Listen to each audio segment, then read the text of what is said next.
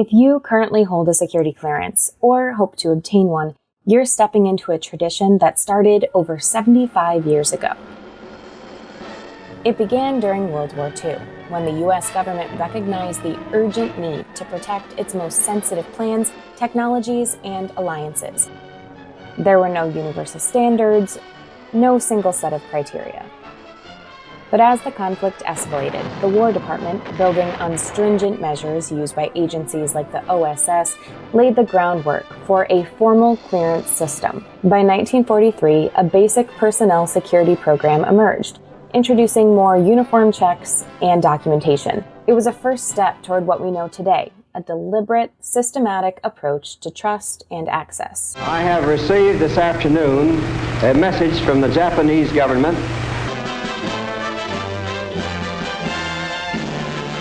Then came the National Security Act of 1947. Harry S. Truman, President and President-elect, comes before Congress. This landmark legislation reshaped the nation's defense and intelligence landscape, merging military departments into a unified structure, establishing the Central Intelligence Agency, and creating the National Security Council.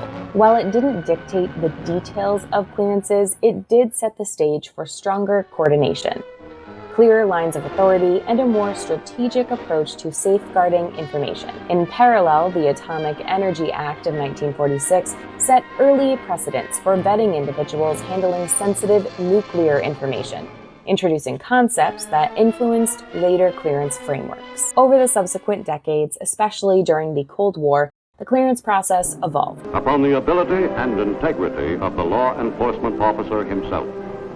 He must meet rigid physical requirements and have a character that is above reproach. Investigations became more rigorous, criteria sharpened. By the late 20th and early 21st centuries, executive orders and laws, culminating in the Intelligence Reform and Terrorism Prevention Act of 2004, codified today's 13 adjudicative guidelines. The many reforms in this act have a single goal: to ensure that the people in government responsible for defending America have the best possible information to make the best possible decisions. As we continue to reform and strengthen the intelligence community, we will do all that is necessary to defend this people and the nation we serve. With Trusted Workforce 2.0 well underway, today's security landscape looks much different. As we look toward a future filled with efforts to improve reciprocity and update policies on drug use and mental health, it's worth reflecting on where the industry has been. As a security clearance holder, you carry forward a tradition of trust, responsibility, and national service, ensuring the security and stability of the United States of the past, present, and future. For more on the security clearance process and national security and defense news, visit us over at clearancejobs.com.